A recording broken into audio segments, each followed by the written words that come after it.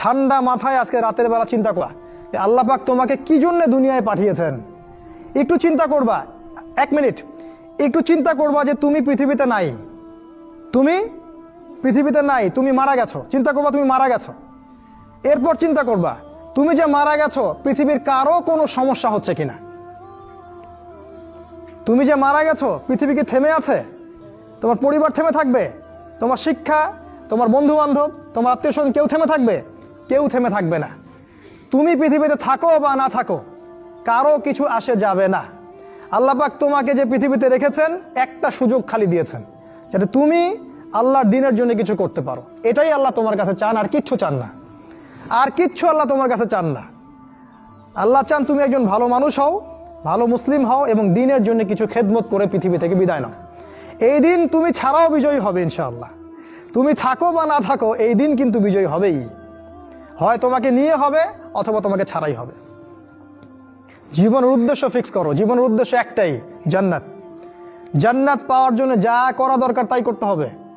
কোরআন হাদিস মেনে চলা থেকে শুরু করে আমল করা, আদব আখলাক সবকিছু এর মধ্যে চলে আসবে ইনশাআল্লাহ। আল্লাহ পাক তোমাকে পথ দেখাবেন। আগে তুমি জীবনের উদ্দেশ্য ফিক্স করো। একটা কথা বলি, সবাই তোমাদেরকে বলবে জীবনে সফল হতে হবে। অনেক কথা আমি বলছি আমার ব্যক্তিগত অভিজ্ঞতা থেকেই বলছি। আল্লাহ পাক আলহামদুলিল্লাহ ফার্স্ট সেকেন্ড ছাড়া রেজাল্ট আমাদের হতো না। যখন থেকে আমরা বুঝতে পেরেছি যে ট্র্যাকে আমরা যাচ্ছি সে ট্র্যাকটা ভুল, সেই ট্র্যাকটা ভুল, এই বুঝটা যখন থেকে আসছে আমাদের মধ্যে, আমরা চেষ্টা করছি অন্যদেরকে আমাদের শিক্ষা দিয়ে সচেতন করার জন্য। আমরাও ভুল করেছি, ভুলের উপর ভুল করেছি। আল্লাহ পাক যেন মাফ করেন, আল্লাহুম্মা আমিন। সাফল্যের সংজ্ঞা শেখানো হতো আমাদেরকে পরিবার থেকে। সফল হতে হবে বাবা, নিজের পায়ে দাঁড়াতে হবে, বাবাকে দেখতে হবে, মাকে দেখতে হবে, অমুক তমুক ইত্যাদি ইত্যাদি। বিয়ে করবি কি নিয়ে, তোর তো কিছুই নাই, বলে নাই কথাগুলো আপনাদেরকে। চাকরি বাকরি করতে হবে, প্রতিষ্ঠিত হতে হবে। শোনো, সাফল্যের একটা সংজ্ঞা দিয়েছেন আল্লাহ কোরআনে, একটাই সংজ্ঞা, সূরা আল ইমরানের মধ্যে আছে। আজকে আমি সব ডিটেলস বলার সময় পাচ্ছি না। সূরা আল ইমরানের মধ্যে আছে, কুল্লু নাফসিন যায়িকাতুল মাউত, প্রত্যেকটা নফস মারা যাবে এবং কিয়ামতের মাঠে তাদের পুরোপুরি প্রতিদান তাদেরকে দেয়া হবে।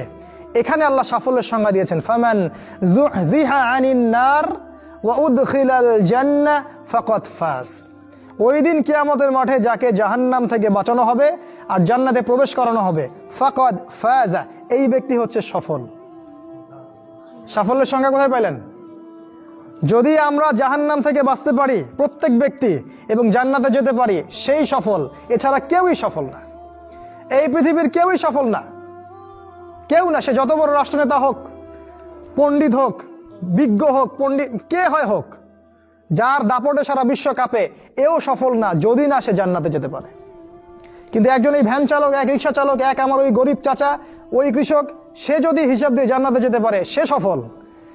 তিনিই সফল, তিনিই আল্লাহর কাছে পছন্দের বান্দা। অতএব জীবনের উদ্দেশ্যটাকে ঠিক করে ফেলো, এটা প্রথম কাজ। দ্বিতীয় কাজ, তোমাকে জ্ঞান অর্জন করতে হবে। দ্বিতীয় কাজ, কিসের জ্ঞান অর্জন করবে? যে জ্ঞান তোমাকে আল্লাহর দিকে নিয়ে আসবে সেই জ্ঞান অর্জন করতে হবে। কোন কোন সাবজেক্ট পড়তে হবে তোমাকে? তোমাকে প্রথমত কোরআন পড়তে হবে, তেলাওয়াত করা শিখবে, অর্থ জানবে, আরবি ভাষা শেখার চেষ্টা করো, কোরআনের আদেশ মানো, নিষেধগুলো ছেড়ে দাও এবং কোরআনের দাওয়াত মানুষের কাছে পৌঁছে দাও। কোরআনের দাওয়াত মানুষের কাছে পৌঁছে দাও এবং কোরআনের বিধান বাস্তবায়নের জন্য আল্লাহর পথে চেষ্টা করো। আর কি সাবজেক্ট পড়তে হবে? তোমাকে হাদিস পড়তে হবে, রাসূলের হাদিস, অসংখ্য হাদিস, এগুলো পড়তে হবে তোমাকে। আর কি পড়বে? ইসলামের ইতিহাস তোমাকে পড়তে হবে। ইসলামের ইতিহাস জানবে না তাহলে হীনমন্য জাতি হবে। তুমি জানবেই না তোমার এই বাপ দাদারা ছিল সিংহ পুরুষ, তুমি এটা জানবেই না। তোমার শেকড় যে এত সিংহ পুরুষ দিয়ে ভর্তি, এটা তুমি জানোই না। এজন্য হীনমন্যতায় ভোগো, মনে হয় যে আমাদের কেউ নাই, আমরা এতিম। জি না, আমরা এই বিশ্ব শাসন করেছি 100 বছর আগেও। 100 বছর আগেও এই পুরো বিশ্ব আমাদের হাতে ছিল। এখন যা দেখছো এরকম অতীত এরকম ছিল না। একটা ওমরের হুঙ্কারে সারা বিশ্ব কেঁপে যাইতো। এক আলী রাদিয়াল্লাহু আনহু যদি জিহাদের মাঠে হুঙ্কার দিতেন, সমস্ত কাফের হৃদয় একদম দরদর করে কাঁপতে থাকতো। আমাদের সিংহ পুরুষ বাবারা দাদারা এরকম ছিলেন। আমরা এত হীনমন্য জাতি ছিলাম না। আজকে আমরা আমাদের পরিচয় ভুলে গেছি, পরিচয় ভুলে গেছি। ইতিহাস পড়তে হবে তোমাকে। আর কি পড়তে হবে? ইসলামের অর্থনীতি পড়বে, অর্থনীতি জানো না, তুমি হালাল হারাম বুঝতে পারবে না। ওরা তোমার সাথে প্রতারণা করে এমন হারাম ঢুকিয়ে দিবে তুমি বুঝতেই পারবে না এটা হারাম ছিল। ইকোনমিক্স পড়তে হবে, খুব ইম্পর্টেন্ট সাবজেক্ট এই জামানার জন্য। আর কি পড়তে? পলিটিক্যাল সায়েন্স, এই বিশ্ব রাজনীতি সম্পর্কে পড়াশোনা করবে, এটা গুরুত্বপূর্ণ সাবজেক্ট। এছাড়া জেনারেল লাইনে যে পড়াশোনাগুলো করছো এগুলো ভালো, আমি এগুলো পড়তে নিষেধ করিনি। আমি বলেছি এগুলোর শিকড়টা হবে ইসলামিক। তুমি ডাক্তার হও আর ইঞ্জিনিয়ার হও আর কি হও এটাতে আমাদের কোনো আপত্তি নাই, শিকড়টা হতে হবে ইসলামিক, কোরআন এবং সুন্নাহ ভিত্তিক। আর একটা সাবজেক্ট পড়বে ফিকহ। ফিকহ যদি না পড়ো তাহলে কি হবে জানো? তাহলে নফল মোস্তাহাব আমলগুলো নিয়ে মারামারি কাটাকাটি করে ফরজ ঐক্য নষ্ট করে ফেলবা। এখনকার দেখো না যে অল্প কিছু পড়াশোনা করে 2 পাতা পড়াশোনা করে দায়ী হয়ে গেছে একেবারে। কোরআনটা ঠিক মতো পড়তে পারে না, কোরআনটা রিডিং ঠিক মতো পড়তে পারে না, বড় বড় ফতোয়া দিয়ে বেড়াচ্ছে ওইটা হালাল আর ওইটা হারাম, ওইটা অমুকের এই নাই অমুকের সেই নাই। হচ্ছে না এটা ফিকহ না জানার কারণে হচ্ছে। ফিকহের বুঝ কঠিন বুঝ, গভীর বুঝ। এই জন্য ইমাম আবু হানিফা থেকে শুরু করে যত ফকিহ ছিলেন সবাইকে ভক্তি শ্রদ্ধা সম্মান করতে শিখো। ফিকহটা অনেক কঠিন একটা জিনিস, আমরা তো এখানে সমালোচনা বেশি করতে চাই, এটা ঠিক না। এই ফিকহের জ্ঞান না থাকলে তুমি কোনটা ফরজ, কোনটাকে বেশি গুরুত্ব দেওয়া লাগবে, কোনটা নফল, কোনটাকে মুস্তাহাব, কোনটা ওয়াজিব পর্যায়ের, কোনটা সুন্নতে মুআক্কাদা, কোনটা কি সব বুঝতে পারবে না। আর না বুঝতে পারলে তুমি কি করবা? যে বিষয়ে ছাড় দেয়া যেত সেটাকে ছাড় না দিয়ে তুমি বড় বড় জিনিসগুলোকে ভেঙে ফেলবা। খেয়াল করে দেখবেন ছোট ছোট মাসআলাগুলোকে নিয়ে, যেগুলো ইখতিলাফি মাসআলা, যেগুলো নিয়ে সাহাবায়ে কেরামদের মধ্যে দ্বিমত ছিল, এগুলোকে নিয়ে বাংলাদেশে শত শত দল হয়ে গেছে, হয় নাই? কোন দল কি বলেছে আল্লাহ নাই? কোন দল বলে যে রাসূল নাই, কোরআন নাই, আমাদের কেবলা আলাদা, এটা বলে? সবার আল্লাহ এক, রাসূল এক, কেবলা এক, কোরআন এক, সুন্নাহ এক, সব এক। তাহলে এতগুলো দল কেন হলো? ওই যে সংকীর্ণ মানসিকতা এবং এই ফিকহের বুঝ না থাকার কারণে হয়েছে। তাই ফিকহটা পড়বে, না হলে তোমার দ্বারা উপকার না হয় উম্মার ক্ষতি হয়ে যাবে, তোমার দ্বারা উপকার না হয় উম্মার ক্ষতি হয়ে যাবে। আর 2-1টা সাবজেক্ট বলছি, জিও পলিটিক্স, ভূ রাজনৈতিক প্রেক্ষাপটটা পড়তে হবে তোমাকে। এর সাথে একটা সাবজেক্ট অবশ্যই পড়বে রাসূলুল্লাহ সাল্লাল্লাহু আলাইহি ওয়াসাল্লামের জীবনী। এই কয়েকটা সাবজেক্ট পড়তে পারো, শেষ জামানায় ইনশাআল্লাহ আল্লাহ পাক তোমার হাতে পতাকা দিবেন এবং তুমি আল্লাহর দ্বীনের পতাকা বহন করবে ইনশাআল্লাহ। জ্ঞান নাই, কিচ্ছু করতে পারবে না। যদি তুমি জ্ঞান অর্জন করতে না পারো তুমি বাতিলের মোকাবেলা করতে পারবে না। এখনকার যুদ্ধটা অস্ত্রের যুদ্ধ না, এখনকার যুদ্ধ জ্ঞানের যুদ্ধ। তুমি ওদের সাথে অস্ত্রের যুদ্ধ করে পারবে না, এখনকার যুদ্ধটা জ্ঞানের যুদ্ধ। ওটাও আসবে সামনে, যখন ইমামুল মাহদী আসবেন সারা বিশ্ব জুড়ে মালহামা শুরু হবে, তখন মহাযুদ্ধ। এই ফিজিক্যাল স্ট্রেংথ নিয়ে, মেন্টাল স্ট্রেংথ নিয়ে, ইমানের স্ট্রেংথ নিয়ে পারবে না। জ্ঞান অর্জন করো, কারণ রাসূল সাল্লাল্লাহু আলাইহি ওয়াসাল্লামকে প্রথম আল্লাহ আদেশ করেছেন ইকরা, পড়ুন পড়ুন পড়ুন। জ্ঞান নাই, সমাজ সংস্কার করতে পারবে না। এটা 2। 3 নাম্বার হচ্ছে জ্ঞান অনুযায়ী আমল করতে শেখো দ্রুত। যতটুকু জানলা আমল করতে শেখো, আগামীকালের জন্য ফেলে রাখবে না। আজকে যা শিখেছো আজকে আমল করো, রাসূলের সুন্নাহগুলোকে গুরুত্ব দিয়ে করো।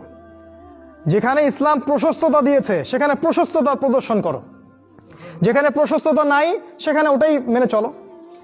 ইসলাম একটা প্রশস্ত রিলিজিয়ন, এখানে অনেক কিছু প্রশস্ততা আছে, সেই প্রশস্ত ইসলাম ফলো করো, আমলগুলো করো। প্রতিদিন 5 ওয়াক্ত সালাত মসজিদে জামাতের সাথে পড়তে হবে। যখন তুমি রমাজান মাস পাবে সওম রাখতে হবে, যাকাতের সম্পদ আসলে যাকাত দিবে, মানুষের সাথে ভালো আচরণ করতে শিখো, উম্মাহকে ঐক্যবদ্ধ করতে শিখো, কোরআনের জ্ঞান অর্জন করো, সুন্নাহর জ্ঞান অর্জন করো এবং জানা অনুযায়ী আমল করে তুমি তোমার নিজের ভিতরে একটা পরিবর্তন নিয়ে আসো। পবিত্র হওয়ার চেষ্টা করো, সব পাপ থেকে তওবা করে ফিরে আসো। রাসূলের সুন্নাহগুলোকে গুরুত্ব দাও। A to Z, বাথরুমে যাওয়া থেকে শুরু করে তোমার জীবনের প্রতিটা ক্ষেত্রে নবীজির সুন্নাহগুলোকে তোমার উপর বাস্তবায়ন করো।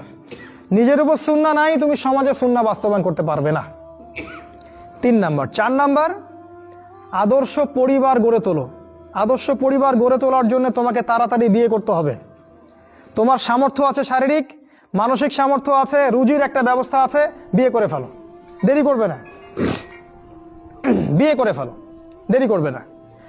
আমি বলছি অবশ্যই অবশ্যই তোমার শারীরিক সামর্থ্য থাকতে হবে, মানসিক সামর্থ্য থাকতে হবে, অর্থনৈতিক সামর্থ্য থাকতে হবে, একটা মেয়ের রেসপন্সিবিলিটি নেওয়ার সামর্থ্য থাকতে হবে। সামর্থ্য হয়ে গেলেই তুমি বিয়ে করে ফেলবে, আর কোনো দিকে দেখার দরকার নাই।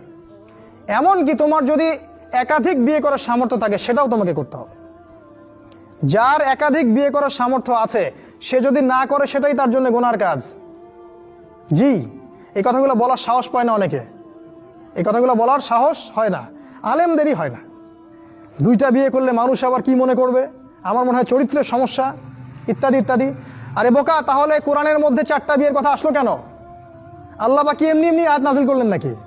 আল্লাহ পাক খুব ভালো করেই জানেন ছেলেদের চেয়ে মেয়েদের সংখ্যা বেশি হবে, অনেক ছেলে মারা যাবে, মেয়েরা সমাজে বেঁচে থাকবে। কত অসংখ্য এতিম মেয়ে সমাজে পড়ে আছে, অসংখ্য বিধবা মেয়ে সমাজে পড়ে আছে। ওদের দায়িত্ব নিতে হবে না? কে নিবে ওদের দায়িত্ব?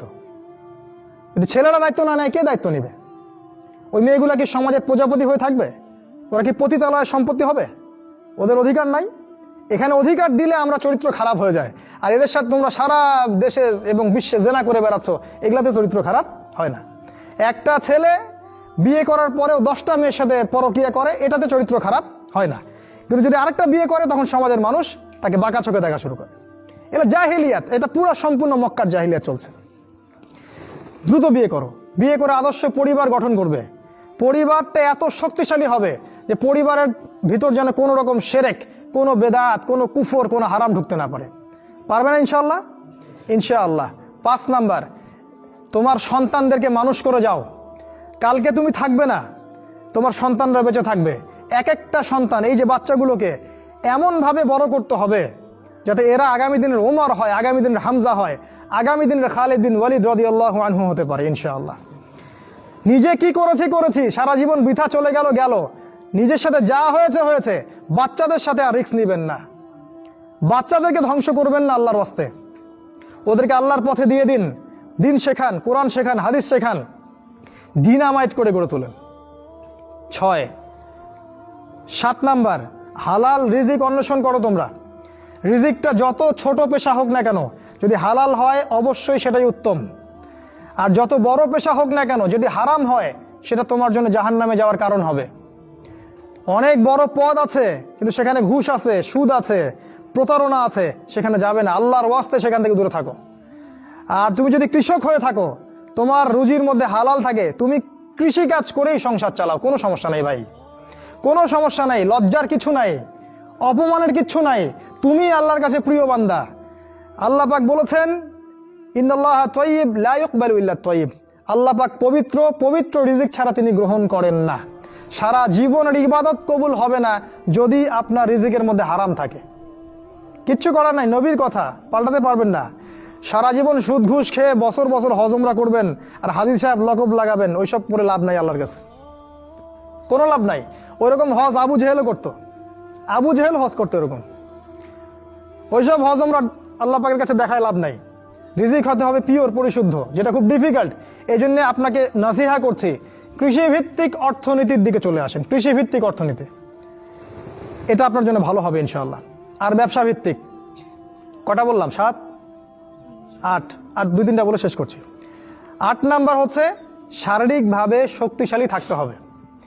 এর জন্য আপনাকে নিয়মিত ব্যায়াম করতে হবে, নিয়মিত ফিজিক্যাল এক্সারসাইজ বলেন, জিম বলেন, অন্যান্য যে বিষয়গুলো আছে এগুলো আপনাকে করতে হবে। যে খাবারগুলো আপনি খাবেন, প্রত্যেকটা খাবার বিশুদ্ধ কিনা অবশ্যই পরীক্ষা করে খাবেন। এমন কোনো খাবার খাবেন না যে খাবার প্রস্তুত করেছে ওরা, অর্থাৎ ওরা, বুঝতে পারছেন কারা? কারণ ওদের খাবারের মধ্যে এমন কিছু থাকে যেটা আপনাকে আস্তে আস্তে আস্তে আস্তে ধ্বংস করে দিবে। এত ক্যান্সারের রোগী আগে ছিল, এত ডায়াবেটিসের রোগী আগে ছিল, এই যে প্রেশার, হাবি জাবি, স্ট্রোক এগুলো আগে ছিল না। এগুলো রোগ আগে ছিল না। বিগত এই 50 বছরে দেখবেন এমন এমন সব রোগ এত বেশি বেশি করে বাসা বেঁধেছে যে আমাদের প্রজন্মের পর প্রজন্ম ধুকে ধুকে মারা যাচ্ছে এখন। অতএব খাবারের ব্যাপারে সচেতন থাকবেন।